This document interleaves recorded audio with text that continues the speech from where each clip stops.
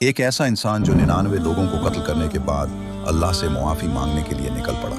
یہ مشہور حدیث صحیح بخاری اور صحیح مسلم دونوں میں موجود ہے۔ وہ سب سے بڑے عالم کی تلاش میں نکل پڑا۔ ایک درویش سے ملا جو جنگل کے کنارے رہتا تھا۔ درویش نے کہا، تیرے جیسے گناہگار کی معافی ناممکن ہے، جہنم پکی ہے۔ غصے میں اس نے درویش کو بھی قتل کر دیا اور اب 100 قتل مکمل کر چکا تھا۔ پھر دوسرے عالم سے ملا جو شہر کے قریب مسجد میں تھا۔ اس عالم نے کہا، اللہ کی رحمت بے انتہا ہے۔ 70 کوس دور ایک گاؤں ہے جہاں صرف نیک لوگ رہتے ہیں۔